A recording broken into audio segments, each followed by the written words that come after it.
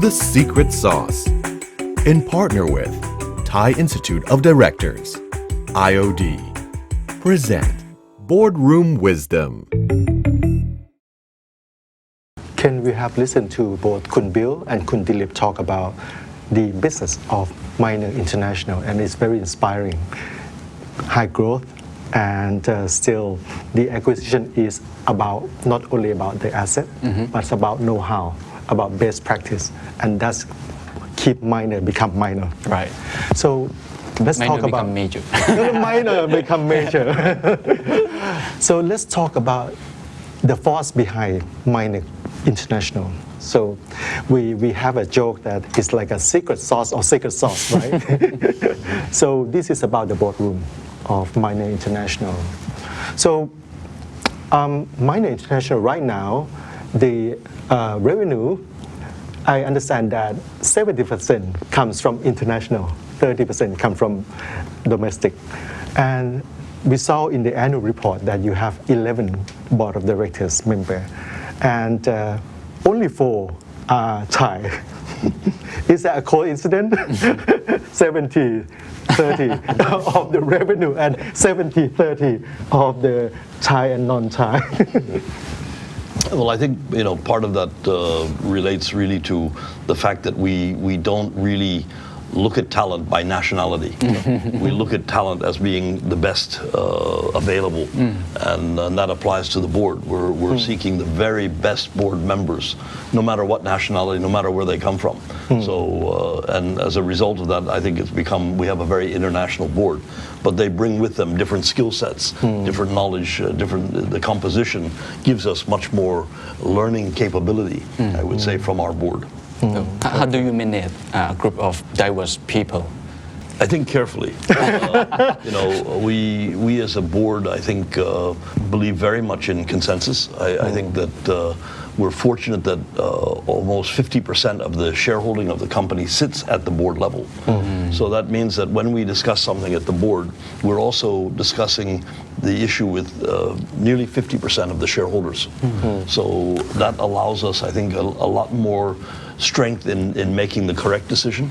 And it's also very much more important to make sure that you have consensus, because we have both independent directors as well as executive directors within the company. So to me, I count that as a strength for Minor. Many companies operate with a very large independent board, but one that doesn't have a vested interest in the company. I think it's important to ensure that there's a balance of both independence as well as vested interest to ensure that the strategy and the performance of the company continues the way the shareholders would envisage. And finally, we must remember that it's the financial rewards that drive most shareholders. And while sustainability is very important, inevitably you're measured by your earnings, your EBITDA, your dividends, and whatnot. And sustainability still is only a supporting part of it. So, but we try to balance all of that and try to deliver a superior result for both the shareholders and in fact all of our stakeholders, and that's why the sustainability still is very important, because we need that sustainability to help us to gain credibility, to gain support in order to continue to reward the shareholders. So let's talk about the journey of the boardroom in the 50 years. And that is, when it started, you were the founder, right? And then it went listed, and then you became the CEO and the chairman, and right now you become just the chairman and Kun Dilip as a CEO.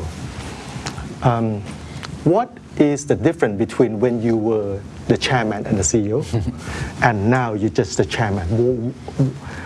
How does it feel like? What's the difference? For me, you'd have to ask Dilip. I don't see a lot of difference, because I see Dilip has worked with us for 12 years, I think. 14 now. Goes too quickly. Through many of those, the latter years, he was our COO. So he worked very closely with me. And I would say that when you work closely with someone, you learn to not only to respect them, but to trust their judgment. And I have learned to trust his judgment, and I hope it applies both ways. And we have then, I think, become a team. And I think in the boardroom, teamwork is very important. So in this particular case, perhaps my role now more as a chairman, I don't want to say that it's only about strategy or the future, because I think I still have a role to play in supporting Dilip. But at the same time, I think Dilip has has immense experience in also helping us to frame that strategic goals that we want as we follow a new roadmap to success. So I think it's a combination of working closely together, and that's really the spirit in which you want to work with any board, and not just the chairman and the CEO, but also the chairman, the CEO, and all of the directors, independent and otherwise. What about you, Kun Dilip? What does it like to be the CEO under Kun Bill as a chairman? Well, I think, I've worked with Bill for 14 years, so I think the company, Miner is a very driven company, and I think it's a known fact because, we're a public company and we always have passion for success. And I think if you have that, you will succeed in this company in a big way. And I've been fortunate enough to gain that experience under Bill and also work with Bill and learn from him as well. And for me, I believe in, instead of just one person, like I always believe in 1 + 1 is more than 2. Or 1 + 1 is 4. So I think that's really helped us a lot in this company. And also, and Bill has a lot of strengths, and he's got much more experience than myself, and he's gone through many crises in Thailand as well, and navigate and do certain things. So I think I'm still learning. And at the same time, also trying to formulate a strategy in terms of making sure that the company which has been successful for the last 50 years will be successful for the next 50 years, and ensuring that we build that foundation so that we can attract talent, we can attract people, and because that is our industry. Our industry is all about people. And if we don't cultivate that talent and the people and make them passionate as we are, because that has to cascade down right to the person who is serving the pizza to the customer. And that's really important. So that is our job. And basically, I think that's something which, I've done it as a COO. And now all I'm doing is like as a CEO, stepping up so that I can do and work with Bill a little bit more closer. What kind of working relationship between you and Bill? I mean, has anything changed in the past few months because COVID-19 came in? So how quick, something like that? I think a lot has changed in the last 4 months because, as Bill was saying, we had to react fast. We had to plan fast. We had to launch some of the initiatives really fast. And, we were the first to come into the market and ensure that we showed up our capital structure strong. We went to the bond market really quick. We capitalized on that. We were 11 times oversubscribed. We did a rights offering. Again, we were 30% oversubscribed, and we've also done the rights, the warrants as well. So I think, so those things it's not part of your normal business thing because it is happening as a result of COVID, and we just want to make sure that we strengthen the capital structure, but we also then strengthen the people structure as well. Because we had to move quickly in terms of looking at cash flow. We even go to the store level to see if the store is open and losing money, we shut it down. If the store is open and making money, we keep it open. From what you have done, do you need to report Bill everything? There's nothing to report because Bill is involved as well. So because we take, I think what's important is transparency and openness. Instead of trying to I don't know, as a CEO, I'm trying to make my thing within it doesn't work that way. I think we work as a team, not just Bill and I. We have a management committee, and we are part of the management committee. So we have. Bill is, even though Bill's the chairman and he's also the head of the management committee, I'm there. We have a chief commercial officer, chief IT, HR, the 3 CEOs, and basically the management committee has 3 jobs. One is the 3 CEOs of the 3 businesses have to report in terms of what they're doing, how they're reacting, and how the business is going. And then we have also a transformation committee, which has to report in terms of what are the transformational things we're doing at this time. You know, we've collapsed our organization. We've brought the food group and the hotel group together in terms of synergies, economies of scale, and all those. And then we have the M&A or the other committee, which also reports on other opportunities as well. So that is something where we get an update every single month, and then we update our board, especially during this COVID period. The board is kept up to date on a weekly basis. Weekly? Yes. So we send a weekly update to our board, and we get a weekly update from all our business units, and we then condense it, and we then summarize it and give it to the board. So the board knows where we are heading against our plan. So because we gave a plan to our board, and we said these are the 3 cases we have, this is what we're going to do, and then we will update you. So we update the board on a weekly basis. We also have a risk committee as well as part of our corporate governance, and they meet also once a week to update on any other risk factors and all. So that's how the company functions. Kun Bill and Kun Dilip, what does it like to have to get the board to make a very important decision, such as the taking over of NH or the fundraising? What was discussed, and how was the board play in terms of the role as a board in making decisions together? I think many people make the mistake of wanting a board to run the company. I think what we see the board is helping to safeguard the shareholders and ensure that the strategy is correct. And it's our job to convince them of the soundness of the plan and to show them the steps that we're taking to help the shareholders, because at the end of the day, this is not just for the shareholders, for the stakeholders, I should say, of all the company, because it applies to suppliers, it applies to employees, it applies to shareholders. And I think the important thing is to ensure that your board does have complete confidence not only in the management team, but the management team must also have complete confidence in the board. And I think they're required to work hand in hand. And it's only through that trust that you can probably achieve the success that's needed today. Sure. How do you guys gain trust each other or together with all the members in the board? I think it's by doing what you say you're going to do, and certainly the risk committee and ourselves. When you do a major transaction, and I remember we had just bought a hotel in Phuket before the tsunami, and one thing we had never considered was a tsunami. And I think it's safe to say that when we considered making the NH acquisition, the one thing we didn't consider was a pandemic, global pandemic. So, but you learn from these things, and these are the learning exercises, and I think it helps you then on the next step in the journey of what you're doing. So, for me, I think many of the directors have been with us for many years. Some exceed the recommended statute of, I think, 7 years. But it's very important because they bring then experience and knowledge to a board. So we have a different way of looking at things. For many years, when the company was smaller, I held the role both of CEO and chairman.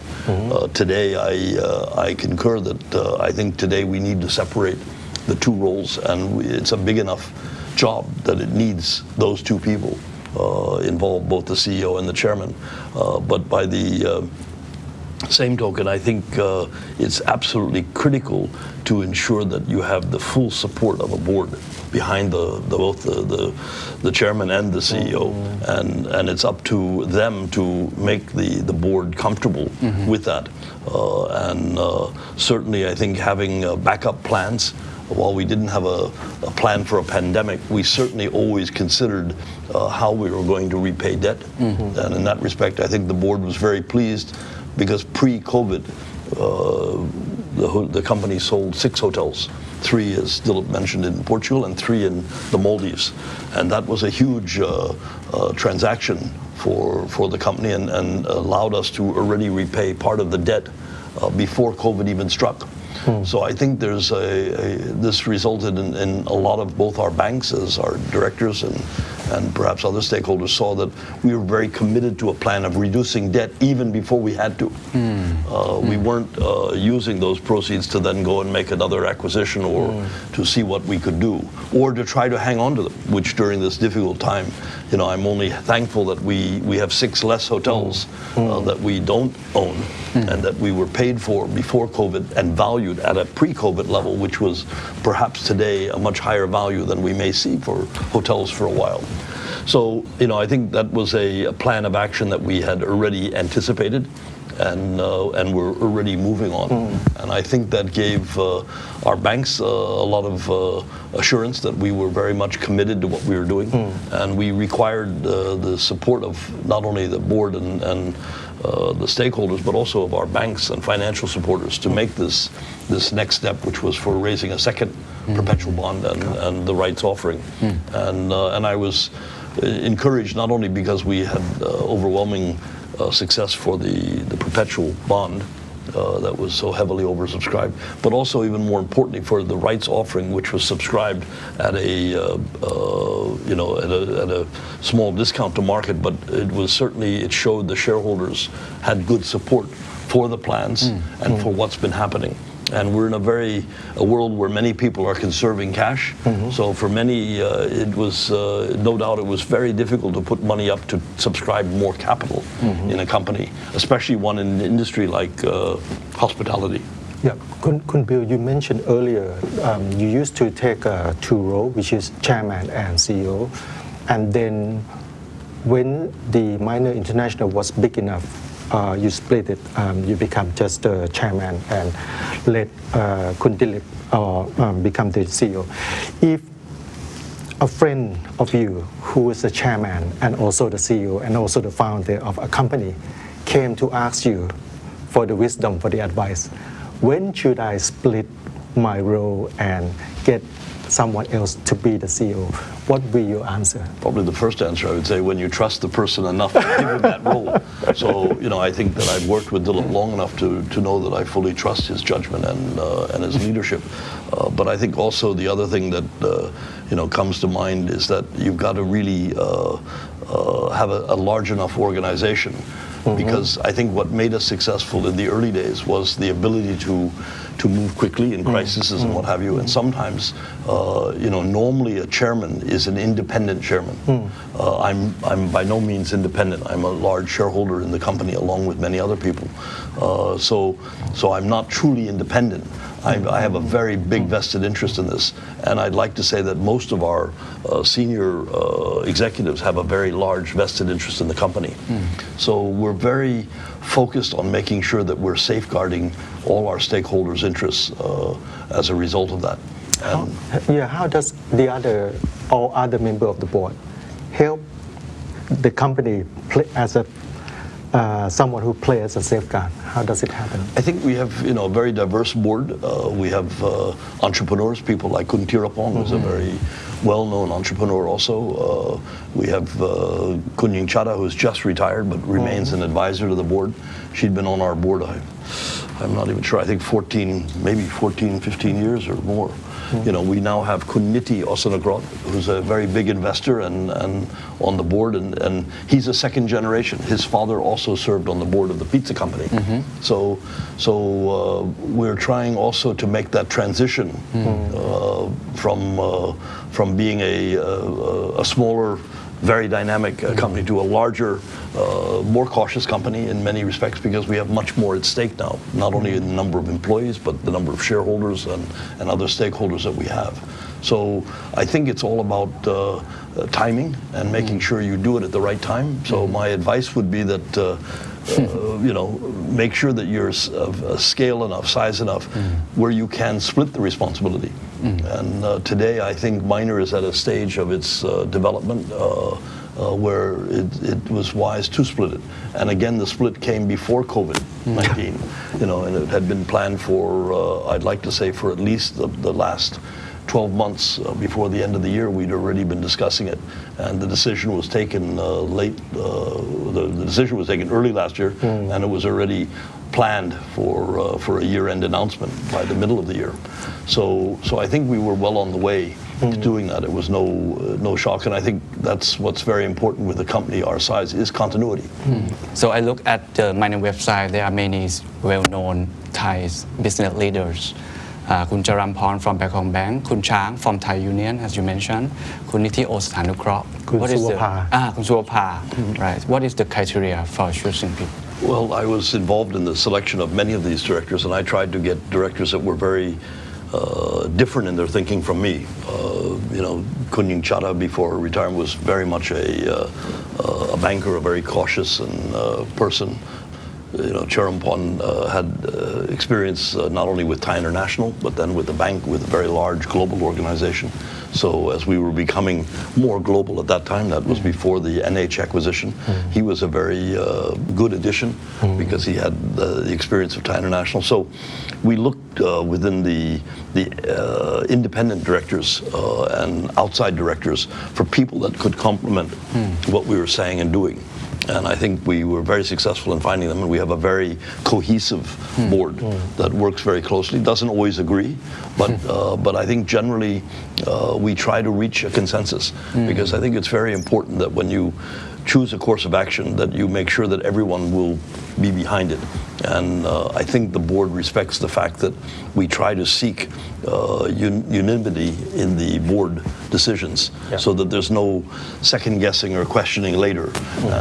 And I think if any member of the board or any more than one member of the board was against something, we would probably be very cautious about wanting to do it because I think we respect all the members of the board so greatly and their advice that we would prefer to have unanimity of opinion when we do something big. Certainly the NH acquisition was a very big one, and it was unanimous, the decision that we were ready to take that very big step financially and culturally and even as a board to venture into, I don't know, we probably gathered another 25 countries as a result of that acquisition, entering into South America for the first time and things like that. So, and to this day, many people say, well, don't you regret now that you're into COVID, you regret that decision? And no, I don't regret the decision. I think it was the right decision to make at the right time. If you asked me to do it today, probably I wouldn't. But at that time, it was the right decision, and I think it's still the right decision. And we intend to hopefully demonstrate that very clearly, not only to our stakeholders, but to everyone. In order for the board to reach an important decision, were there lots of discussion and were there lots of difficult questions? Can you, when you recall your discussion in the boardroom, either with the NH acquisition or about this fundraising, what was that difficult question that that add the richness to the? I think I would turn that one to Dilip because he came under the most stress and pressure from the board as he was flying around, and during the course of the year before COVID, he spent more time traveling than he spent in Thailand. So he's I think maybe I can, on the fundraising, which we did, we submitted the plan to the board, and of course there was a lot of questions because, as Kun Bill was saying, each of our board members have different strengths, and therefore, together they sort of complement each other as well. And the questions were around mainly what is the scenario we need to plan? How did you arrive at this? What was the process? Why do we need to raise a perpetual bond? Why do we need to do an RO? And why do we need to do a warrant as well? So, and then what we had to do is we actually then, each of the board members, we address them on a one-to-one basis because each of the board members have different questions, right? And then we had a meeting together. So then as a consensus, like, they all got together and they of course voiced their opinion. They said, yes, we have got the answers for all my concerns, and they're happy with it. And then after that, we said, okay, we're going to do this. And actually, there was a lot of, because our board, I think together, if you look at the board, they come with, hundreds of years of experience, together. And that was really helpful because they always look at it in a different perspective. Some board members look at it as an industry perspective, asking, okay, when do you think we will recover? When do you think it's going to, how long do you think you have planned for? And all those. Some board members ask, okay, if it's a perpetual bond, what is going to be our cost? How are we going to pay it? And the plan to do that as well. So, and then together we addressed it one by one because easier. And then we brought all the board members together and everyone approved it. That means you have to meet 10. We met, yes, we met because each board time. member has different questions, and Wow. and I think it's good to be very transparent and also get their advice as well, and look at certain things which we did. Some of the board members said, like, maybe you should go with this bank or this lender, and we looked at everything. So yeah. So, in the past few years, has there been any agenda that is disagreeable, cannot come to the conclusion, or no go, even though you as a chairman thought it's the right thing to do? I think there's been one or two where we then put it on ice. Okay. Because some of the board members raised some concerns, and we said, okay, we will put it on ice for a period of time and review it in 6 months' time, and we've done that. Kun Bill, since you are the founder and the chairman, aligning the stars, we are talking about all the directors as a star because they're all great. Aligning them is not easy. You have each one that has their own opinion. But at the same time, they look, if it's another company where there's a chairman who's the same as the founder, some of the board might not want to say a lot because they knew that the founder knows best. So that's one extreme is they don't say a lot of things because they think you know best. Another extreme is that they know a lot, so they say a lot, so there is no conclusion. So what is it like in Minor International? I think that really we try to allow each of our board members to use their experience, their depth of knowledge to share it with the entire board and with management. So to me, we encourage the outspokenness. I think I would be very hesitant to want to recruit any director that would not be willing to disagree with me or disagree with the executive directors. We've always kept a large number of directors, working directors, on the board because they know their businesses extremely well.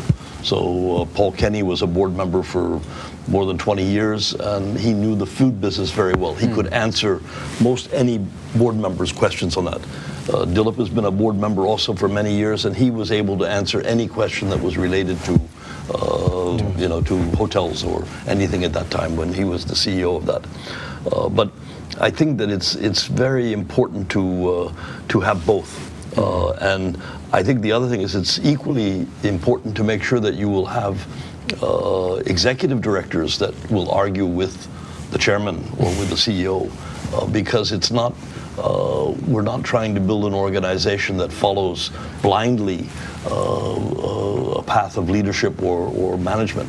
We want to have a very outspoken group so that everyone can learn and benefit from it. So for me, I would be against recruiting anyone that wasn't willing to disagree with me or with the directors themselves, and we would encourage an executive director to challenge a director too, if they know more about what their business is, to try to educate that director.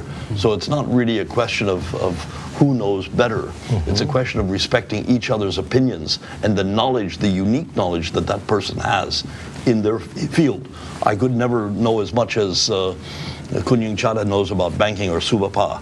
They know much more about it than I do. You know, Ed Hubert, who's on our board, came to us from Marriott. And he'd worked with us for some time, many years ago, and then went to Marriott and worked for Marriott for many years, and then came when he retired from Marriott, joined our board. But he brought again with him a distinct knowledge of the hotel industry. So, you know, you have to think twice before you disagree with what they say, because they may be more knowledgeable than even myself or Dilip. And you have to listen and be able to learn from them. And I think it's all a question of learning. I think, you know, as Dilip said, he's still learning. You know, I like to believe I'm still learning. From many of our directors, I learn every day something new. And the day that I stop learning something is the day I will retire as chairman, because that's when you should retire, when you can't learn anything anymore. And I think because in this journey that we are, you know, and at a board level, it's all about learning. And you can learn, you know, as long as your mind is open to learning, you're going to continue to grow. Right, What's the most difficult thing being a chairman? And I'm going to ask you the same. What's the most difficult thing being a CEO? I think for being a chairman, the most difficult thing for me is to be able to be patient enough to make sure that everyone is heard and that all opinions come out and that you don't override them or not give them a chance to air those feelings. So to me, sometimes I'm very impatient, sometimes I'm very knowledgeable about certain things, and so there's always a worry from my side that I would be too quick to overrule somebody or overrule their thoughts. But I think for me that's been the most difficult thing. So I have to relax a little bit and allow everyone a free say. Is Bill relaxed? I think, you know, as a founder, you can never be relaxed because you're worrying about everything all the time, right? I think it's the same thing, you know, I think as a CEO, because you feel responsible for the 67 or 70,000 people, and you take ownership. And if you don't have the passion and the love to the business, I think it becomes very difficult to also communicate with other people. And I think communication is key for us at this moment of time, because to make sure like everyone knows what we're doing.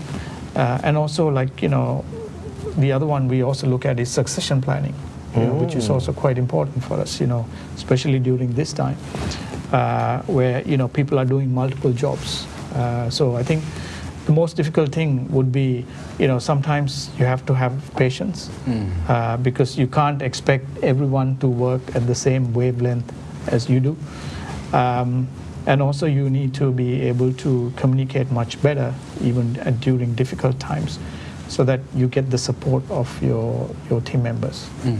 Minor has won Board of the Year award from IOD from 2 years ago. Last year. Yes. Right. But the award was granted last year. Last year. It's from 2018. Right, and I think your board is very perfect. But I think from you mentioned about a new roadmap in the next future, because fast-changing world, right, is waiting for us. So if you can choose a new board member, or what an ideal board for the future to overcome this uncertain world? I think it's still evolving. I think every time we add a member to the board, we look very carefully and discuss at a board level. You know, while the nominating committee may be active in selecting 2 or 3 people, it's then at the board level that these people and their personalities and their knowledge and their experience is discussed, debated, and the right choice is then made.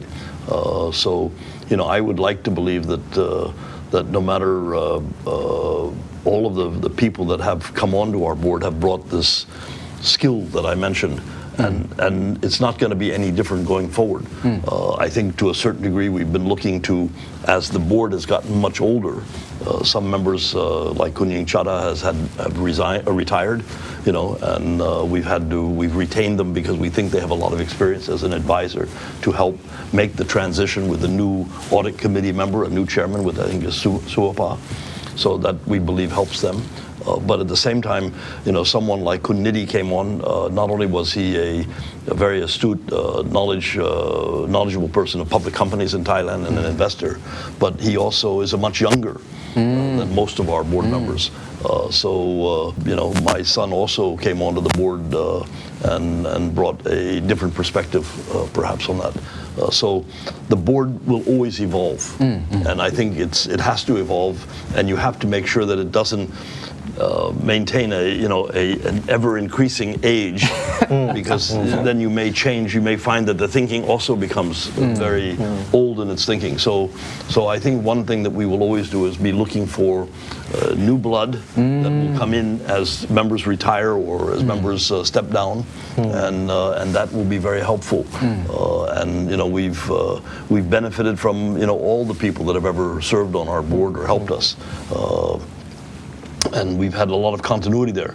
Sometimes that's viewed negatively by IOD or the SET, but I believe that we've demonstrated that this has been a very big strength, especially during difficult times when you need people that have great experience. You have a great board of directors. So in future, if in order to get into the next S-curve, what are the skills that you might require from the new board member? Would it be like a consumer behavior, or would be like a international? Yeah. What kind of knowledge also? I think it's more towards technology transformation, because I think that's evolving within our industry, whether it's hospitality or food or everything. I think in the future, every single company will become a tech company, whether we like it or not. Even though we're customer oriented and stuff, at the back end or even at the front end, there's going to be technology, and every single company will have to transform themselves as well. Because if they don't, you see I think if you look at some of the Fortune 500 companies, which have been there 10 years ago, some of them have disappeared because they didn't want to adapt to the new thing, like even some of the big companies like Thomas Cook and all these other players. So we feel that is going to be the future, and therefore we are already looking at how we can transform ourselves as well, from a technology perspective, from a transformation perspective, and also from integration of an organization perspective as well. So those are some of the new things we're doing. That means one day Minor will transform hospitality industry company to tech and hospitality company. We've already got some essence of technology built in, like for example, like NH we introduced Fast Pass. What it means is the guests, they can check in online, they can choose the room they want, which room they want to choose, and they can check in, and when they arrive they don't need a key, they just have the mobile, and they can open the room and they can check out as well. So we call it Fast Pass. We have done a lot of the initiatives, like in terms of more towards tech and less towards touch, and we've transformed ourselves. But at the same time, I think we're in an industry where the customers or the guests, they feel they come to our hotel to experience. They don't want to sit and talk to a robot. So I think you don't want to lose the essence of the guest experience. So you have to balance the two carefully, and that's what we're doing. Let's talk more about the role of the board. Right now, we heard that because of the crisis, many companies, the board of directors, play the leading role in asking themselves who we are, what is our purpose. We have to revisit our purpose, because otherwise we don't know where to transform to. Like you mentioned, we have to transform, but into what? And our stakeholder has different expectation to us right now. So what about Minor International? Has the board through the crisis or in the past few years come back to ask themselves, who are we and where are we going? What do we stand for? I think that's something we do as part of our 5-year plan. We every single year we actually do a 5-year planning session where we say, who are we, what are we going to do, what is our our vision for the next 5 years and how do we see it going and how we're going to execute and what resources we need and all those things. And the board has a lot of input into this because it's a 2-day full session which we sit and go through it section by section, like not just hotels, but within hotels, like operations, as a marketing, PR, digital, all that.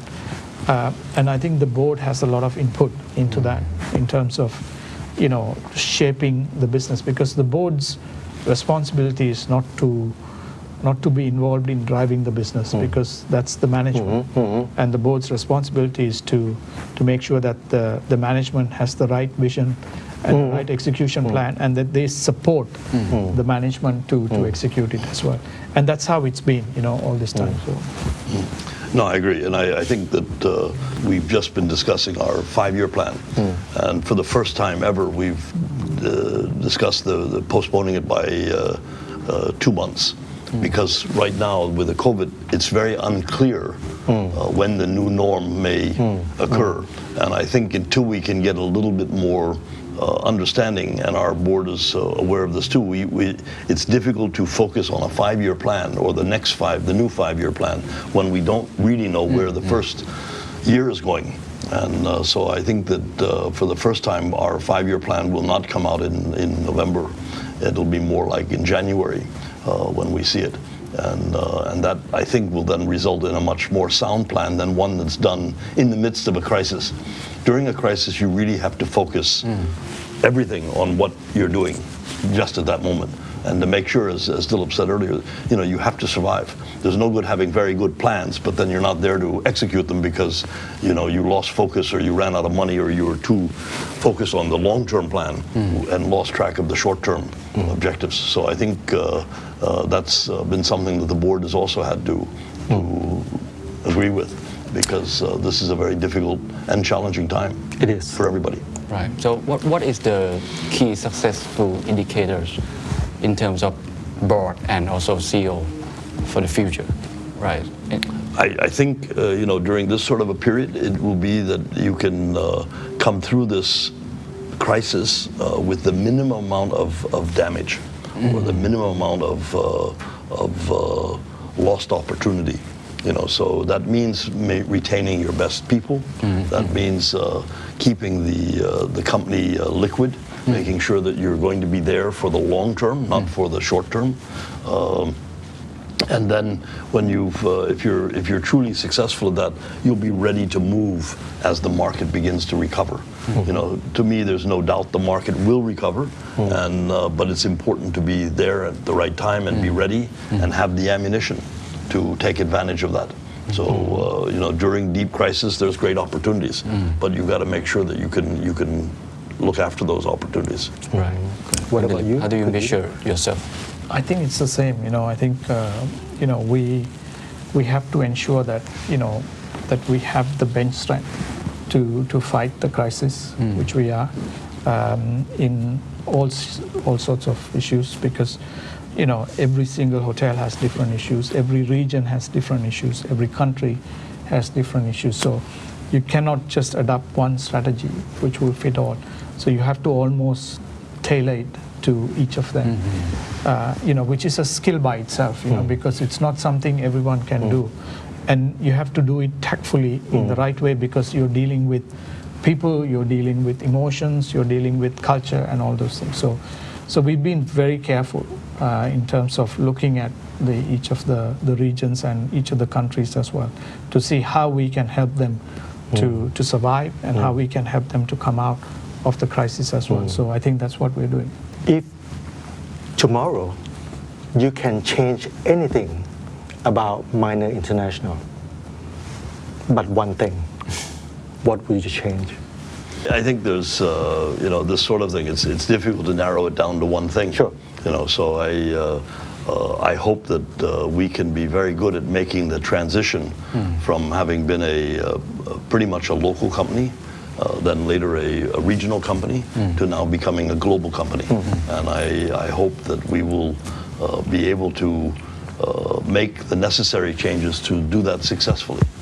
That will be required as we grow. and I think that we're committed to growing. So that's where the focus will be. Okay. How to become a global company successfully. That's right. But you are already successful. Well, and we want to be successful here. Anything, Kun Tila? No, I think, as Kun Bill was saying, it's not about how big we are, it's all about how successful we are to make sure that we can satisfy all our stakeholders and more importantly our team members because they are the ones who are at the front end. And if we can achieve that, I think we'll be very happy. Okay. So the last question. I think many Thai companies look up at you, like to turn from a local player to a global player. What is the secret? What is your recommendation to some medium Thai company that they want to expand to be a global player? I think it's all about people, and it's showing a lot of care in the selection process. I think we were one of the first where we said we don't want to find just the best people in Thailand. We set out globally to find the best people in the world, and I'm pleased to see that we're not the only company that now has adopted that strategy. And those companies that are now becoming more of a Thai multinational have also seen that they have to broaden their board. They have to have different nationalities. They have to work in different environments. They need all of these skill sets to be successful. I think it's the same, and the only thing is as Kun Bill was saying before, some companies, it's a step-by-step approach for growth. And I always say, most companies don't die of starvation. They die of indigestion. Because what happens is they try to get more and more and more to try and become bigger and bigger and bigger. And then you can't digest. And then those companies will die. But if you try to eat a little bit at a time and chew it well and transform yourself, I think that's a step for progress. Wow, very good. Passion and patience. Thank you. All right, Thank you for your time. Thanks very much. ขอบคุณครับ สวัสดีครับ